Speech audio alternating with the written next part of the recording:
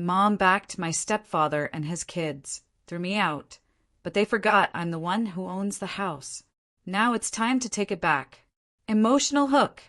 Can you imagine standing there, watching your own mother and step-family systematically dismantle the legacy your father built with his bare hands? The very house that was supposed to be yours? What if you were kicked out of that home, only to remember a crucial detail they had all conveniently forgotten? That house had already belonged to you, and now it was time to take it back. Story begins. Honestly, it never crossed my mind that my dad's incredibly meticulous estate planning would be the catalyst for our family completely falling apart.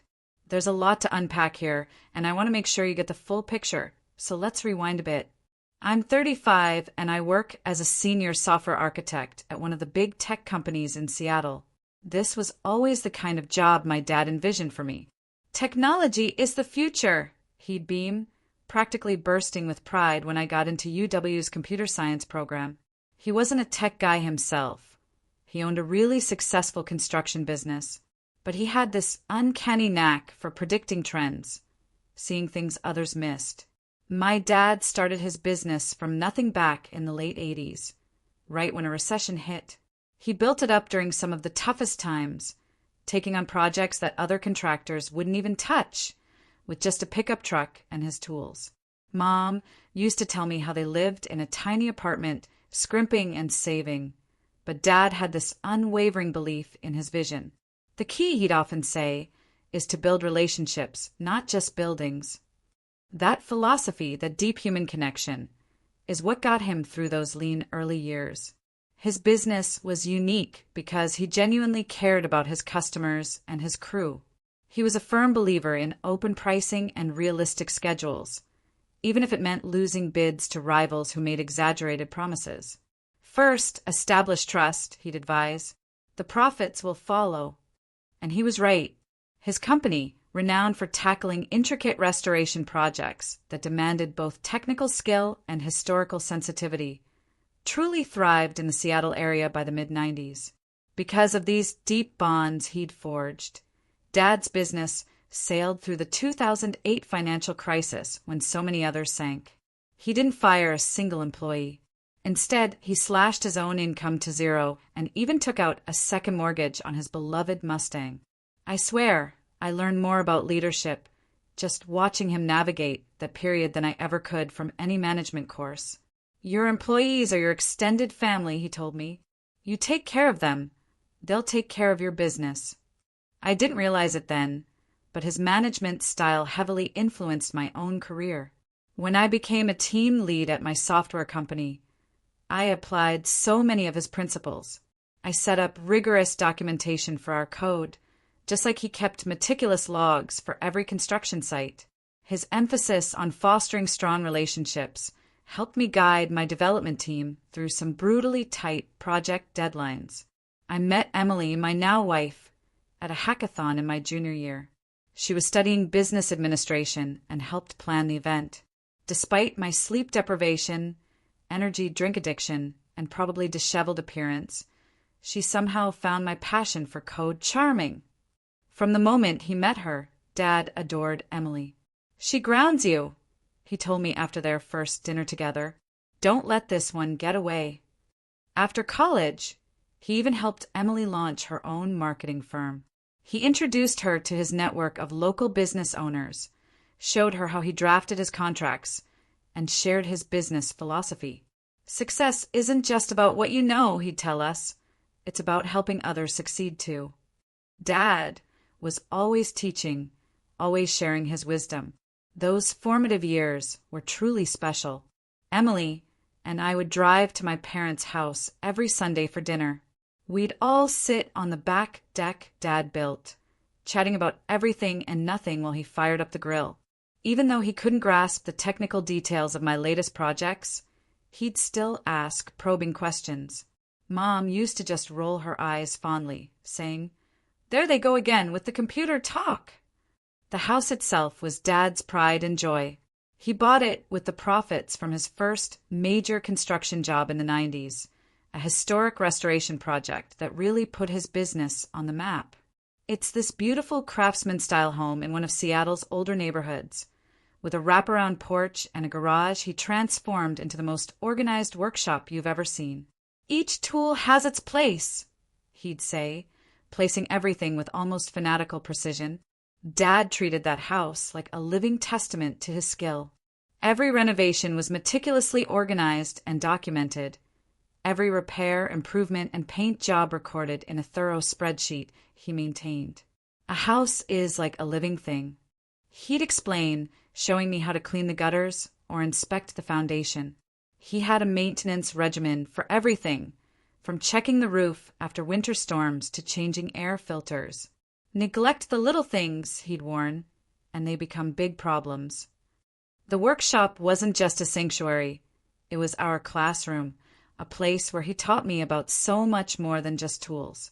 He'd completely renovated the garage himself, adding custom storage solutions and a workbench he designed specifically for teaching me woodworking. Every piece of wood has its own story, he'd say as we worked. The pegboard wall, with delineated shapes for each tool, wasn't just about organization. It was his way of teaching me that everything has a place and a purpose. Our job, he'd add, is to help tell that story. Weekends in that garage were life lessons. When I was 12, Dad bought a 1967 Mustang for restoration, claiming it would be a project to strengthen our bond as father and son. That car became a mobile classroom for life lessons. His advice, which I still live by, was simple. Always use the right tool for the job. And shortcuts look tempting, but they'll cost you in the long run. Dad could have finished that Mustang in a year if he wanted, but it took 3. He was more interested in the process than the destination. I learned everything from project management to basic mechanics from him. We took pictures of every component we changed, logged each step, and kept meticulous records of our progress. This isn't just about fixing a car, he'd insist. It's about learning how to break down big problems into manageable pieces. That lesson, man, that was invaluable in my software development career. After Emily and I got married, we bought a small home about 20 minutes from my parents. Dad helped us with the down payment, but he insisted we take out the mortgage in our names. You need to build your own credit history, he clarified. It's about standing on your own feet. On weekends, he'd come help with our renovations, teaching me how to install ceiling fans and fix drywall. He was preparing me for the responsibilities of home ownership even then.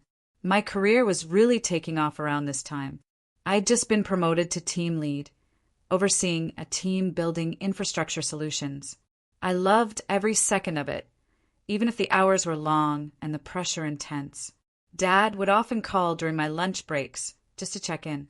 He knew the demands of leading a team, of managing others' work, without me even saying it. Remember to delegate, he'd say. You can't do everything yourself, just like I can't build a house alone. We were talking about starting a family when Dad first mentioned feeling exhausted all the time. He kept putting off seeing a doctor, despite Mom's insistence. Just working too hard, he'd wave away our worries. He was working on his biggest project yet, a multi-million-dollar development deal that would secure his business for the next decade. Looking back, I kick myself for not pushing harder, for not insisting on those exams sooner. Maybe, just maybe, things would have turned out differently.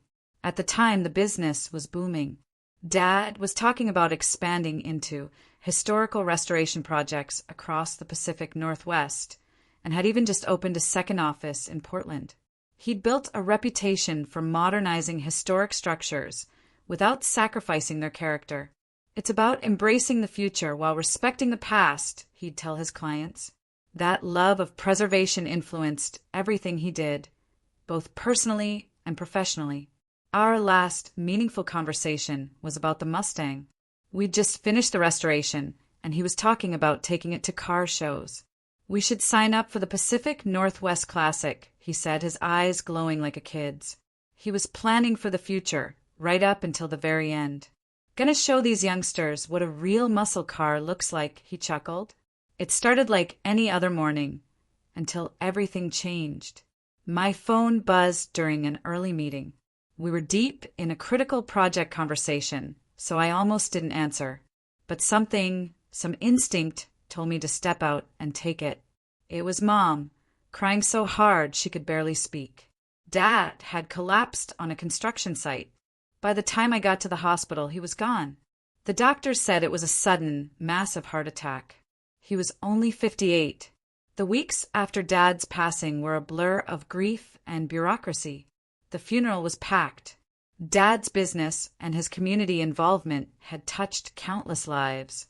Suppliers, contractors, even rival business owners came to show their support. Everyone shared a story about how Dad had helped them, given them advice, or just been there when they needed an ear. One old craftsman told me how Dad had kept him on payroll during a long illness, even though he couldn't work. Your father understood that business was about people first, he said. The company workers were heartbroken. Many had known Dad for decades, and they told me things I'd never heard. How he'd paid for one foreman's daughter's college textbooks, helped another through a divorce, or stayed late to teach apprentices the nuances of historical restoration. The office conference room became an unofficial memorial, filled with pictures and handwritten notes from clients and employees alike. What truly surprised us was how incredibly well Dad had prepared for everything. A week after the funeral, his attorney, Mr. Anderson, called us in. He pulled out this enormous accordion file, neatly handwritten by Dad. Family Security Protocol. Inside were dozens of meticulously organized papers with comprehensive instructions for every aspect of his estate. Mr. Anderson gave me a 3-day tour of Dad's paperwork. Each color-coded folder had personal notes outlining his decisions, alongside the legal documents. I've never seen an estate plan this thorough in my 35 years of practice, Mr. Anderson commented.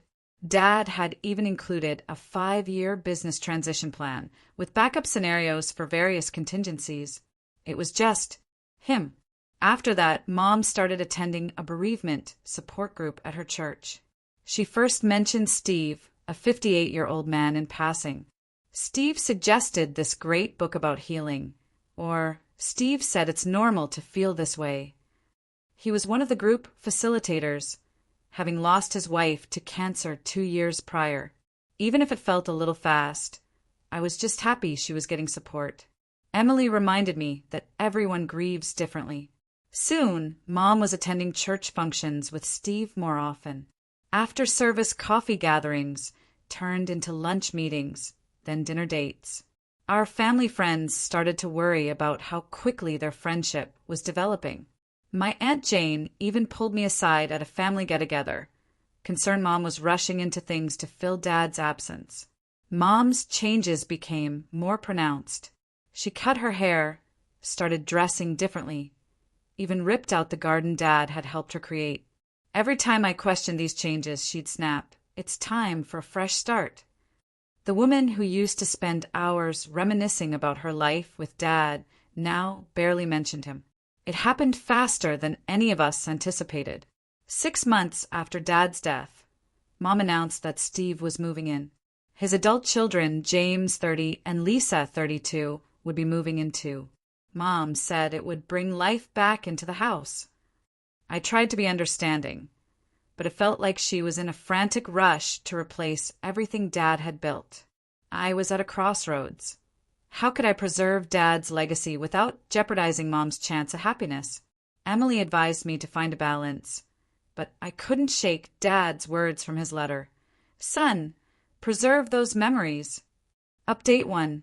Okay, sorry for the delay in updating everyone, and thank you so much for all your advice on my previous post. It's been 3 months since then, and things have gotten much, much worse.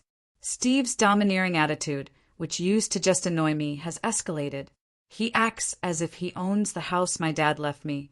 Last month, without even asking my permission, Steve decided to embark on a major renovation project. I visited one weekend, and contractors were tearing out the built-in bookshelves my dad had made for the living room. Steve was overseeing them, directing them to just throw all this old wood in the dumpster. These weren't just shelves. They were the last project Dad and I worked on together before he got sick. My blood ran cold. When I approached him, he responded angrily. "Look, son," he said, with a condescending emphasis on that word. "This house needs to be brought into the 21st century. Your father's taste was well dated. We're doing you a favor by increasing the property value." I reminded him that legally, any modifications required my consent. Mom, of course, sided with him. He just chuckled and added, "Your mother and I live here. We don't need permission to improve our home." Mom chimed in, "Steve knows about these things, he's just trying to help." The woman who used to love those bookshelves, who displayed her antique teacups there every Christmas, now acted like they were just taking up room. I showed her Dad's meticulous house maintenance plans, but she just dismissed them as dwelling in the past. The relationship with Steve's kids has also completely soured. James has taken over Dad's workshop, turning it into his personal CrossFit gym. While I was on a business trip, he even held a garage sale and sold most of Dad's tools. Lisa is treating the house like her own personal design project, repainting rooms and installing modern vinyl planks over Dad's meticulously refinished hardwood floors. It was like they were systematically erasing every trace of him. One evening after dinner, Steve pulled me aside. "Since we're paying to live here," he said, "we should have our names on the deed. It's only fair." I had to explain to him, patiently, that they don't pay a mortgage because Dad's planning had paid for the house in full. They don't even cover their rent. I pay for all the maintenance, insurance, and property taxes. Emily suggested we stop our weekly visits now that Emma, our daughter, is here. She's right. No one benefits from the stress in that household. But taking a step back has only emboldened Steve. He started sending me bills for improvements that I never approved, and they've become more frequent. Mom's sister even called recently, telling me I should be more sympathetic to Mom's new life. I tried to explain Dad's intentions and my legal obligations, but she just accused me of being trapped in the past. "Steve makes her happy," she asked. "Why can't you just let them make the house their own?" Then this week, I found out the growth markers that recorded my height from ages 3 to 18 had been removed from the kitchen door frame. Every birthday, Dad would measure me and write the date next to each mark. When I confronted Mom, she shrugged. "It's just an old door frame. We can't keep every piece of wood just because your father touched it." That was it for me. Now I spend more time sitting in Dad's old chair, the only piece of furniture I was able to save and move into my own garage. Mr. Anderson advises me to start considering long-term solutions. Legally, the house belongs to me, but eventually I'll have to make some difficult choices about its destiny. When does being the bad guy become more important than preserving your father's legacy? And when your whole family opposes you, how do you defend the moral high ground? Update 2. Thank you again for all your incredible advice on my previous post. The situation has finally reached a boiling point, and I've made a decision that will likely change everything. Last week, I spoke with my financial advisor about the house situation. He pointed out that due to a 40% increase in nearby property values over the last 3 years, we could generate a significant rental income, enough to cover Emma's future college fund. I realized right there in that discussion that I had been so focused on the sentimental aspects, the emotional weight of Dad's legacy, that I had completely failed to consider the practical, financial ramifications of allowing Mom and Steve to live there rent-free. When I brought this up to Mom during our weekly call, everything went haywire. "You can't do this to us," she yelled into the phone. "This is where we call home. Steve has worked really hard on it." She refused to listen when I tried to explain that I was simply considering my choices. She just kept going on about all the enhancements they had made, completely disregarding the fact that I had never approved any of them. An hour later, Steve called. He was furious, but his tone was different from his usual arrogant demeanor. "Listen here," he announced. "We've established a life in this house. You can't just walk in and ruin everything because you're missing your father." He cut me off when I tried to explain the financial issues, stating that they now had sweat equity in the property. I calmly reminded him that the house legally belonged to me. There's a reason why Dad left it to me, I told him. Your father isn't here anymore, he sneered. You must consider the living. I talked it over with Emily, then with Mr. Anderson, and made my decision. The very next day, I arrived at the house. Mom and Steve were, of course, working on yet another remodeling job in the dining room. They had actually started ripping out the original crown molding that Dad had specifically milled to blend with the house's antique style. That image, seeing them destroy another piece of Dad's painstaking work, solidified my resolve. You have 2 weeks to find another place to live, I told them. Mom burst into tears immediately, accusing me of being callous and harsh. Steve tried to intimidate me, arguing that I couldn't possibly throw them out on the street. He started enumerating all their local ties, his job, their church, their neighborhood pals.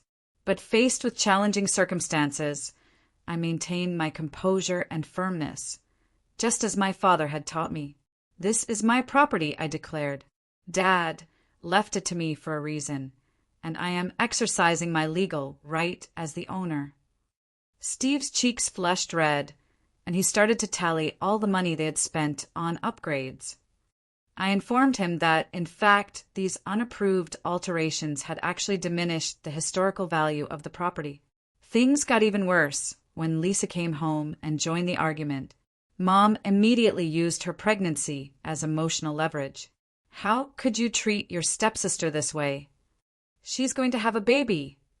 While Lisa's pregnancy is significant to them, I had to tell them clearly that it does not affect my property rights, and she is not my stepsister. Since then, it's been a nonstop assault of emotional manipulation. Mom's entire family has banded together against me. Her sister called, sobbing, saying their parents just wanted to make sure Mom was safe.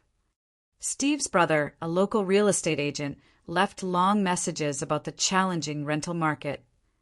Even distant cousins I barely know are sending me long screeds about Christian ideals and family loyalty. But dealing with family friends, people who have known me since I was a little kid, that's the hardest part.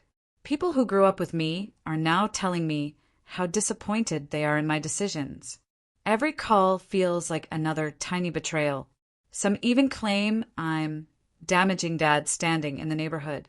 The problem is, this has nothing to do with cruelty or profit. This is about honoring Dad's wishes and preserving the things he created. It has been agonizing enough watching them systematically destroy all traces of him. This house was his legacy. I've paid for all their expenses, allowed them to live rent-free for years, and put up with their unapproved changes. Eventually, enough is enough.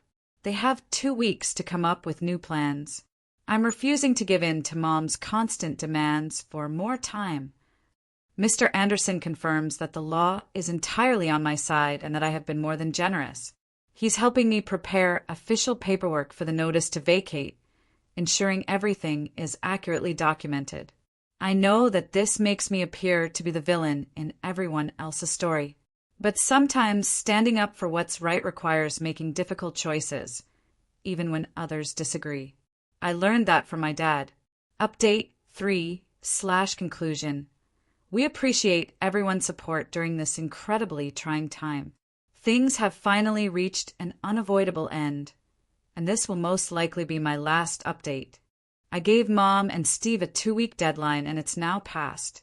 The past 2 weeks have been the longest of my life, filled with relentless guilt-tripping, continuous emotional manipulation, and progressively frantic attempts to get me to change my mind. Mom did everything. Every day, she called, oscillating between fury and tears. I changed your diapers, she'd wail one day. I gave up everything for you, she'd yell the next. Steve also changed strategies, trying to negotiate instead of using intimidation. He suggested establishing a formal lease, and even offered to start paying rent. But given what they had done to Dad's house, I just couldn't trust them to uphold any agreements we made. 3 days before the deadline, I arrived at the house to find a crowd gathering on the front lawn. Mom had enlisted the help of friends from church, family, and even some of Dad's former business partners. They had prepared statements about moral commitments and family responsibilities.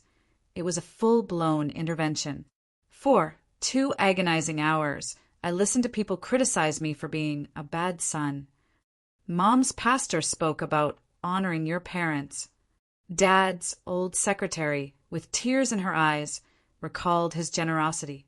My elementary school teacher even showed up to remind me of the morals my father had tried to instill in me.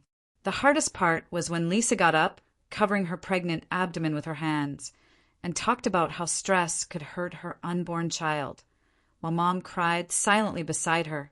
A few of the church women glared at me, their faces hardened. It was an expert lesson in emotional manipulation. But then, during this ambush, something unexpected happened. As I sat there, listening to everyone talk about Dad, people who hadn't even come to his funeral suddenly professing to know what he would have wanted, a strange sense of serenity washed over me. "Hold your ground when you know you're right," Dad used to say, and I could almost hear his voice echoing in my thoughts.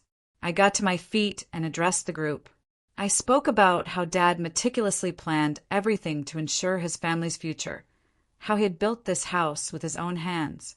I showed them pictures of Steve's unapproved modifications, the historical elements he ruined, the fine craftsmanship he removed and replaced with flimsy, builder-grade fixtures. After that, I presented them with a letter from Dad himself, outlining his reasons for leaving everything to me.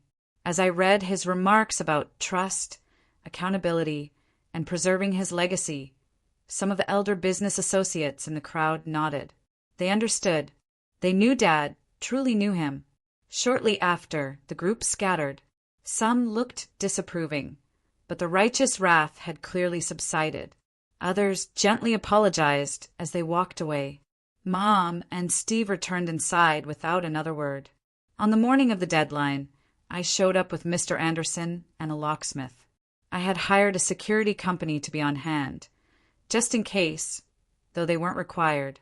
The house was deserted. The remainder of their possessions were packed into Steve's truck. Steve couldn't help but give me one last jab as he helped Lisa into his pickup. "You're happy with yourself," he sneered. "Your father would be so proud of how you've treated your mother." I didn't answer. Dad would have known. I know he had prepared for this exact possibility. What other reason could he have had for being so explicit in his will? After they left, I walked about the home. I had underestimated the extent of the damage. Builder-grade materials had replaced original fittings. Dad's handcrafted woodwork had been painted over or simply torn out. The workshop, where we had spent so many weekends, was completely unrecognizable. I have no intention of pursuing damages, but Mr. Anderson documented everything for any legal considerations. I simply want to put this chapter behind me and concentrate on fixing what can be fixed. Some of Dad's old craftsman friends have already reached out, eager to assist in rebuilding the features that were taken out. For now, Mom is staying with her sister. Most of my relatives have stopped talking to me altogether. Steve's children continue to share heartbreaking updates about their poor mother being thrown out of her home on social media, but fewer and fewer people are responding to each post. Through it all, Emily has been my unwavering pillar of support. She reminds me of Dad's letter whenever I start to doubt myself, expressing his faith in my ability to make the right choices. I will eventually tell Emma about her grandfather and the heritage he attempted to preserve, but she's still too little to comprehend what's happening right now. To restore the house to its original state, I'm collaborating with a restoration professional. We can preserve the spirit of what Dad made, but it won't be perfect. Some things I've learned can't be reversed. First, the workshop will be restored. The same place where I learned from my father is where I want my daughter to learn, too. Being the villain in someone else's tale is sometimes the price of doing the right thing. I may never be able to rebuild the relationships I lost, but I can live with the fact that I preserved what my father trusted me with. As Dad used to say, integrity is about doing the right thing, even when it hurts, and not about taking the easy route. I believe he would comprehend. This will be my last update. Call to action. Thank you for watching and for your support along this journey. It's been a lot. What about you? Have you ever had to stand your ground for something you believed in, even when it meant losing people you loved? Or maybe, what would you have done in my shoes? Tell me what you think in the comments below. I really want to know.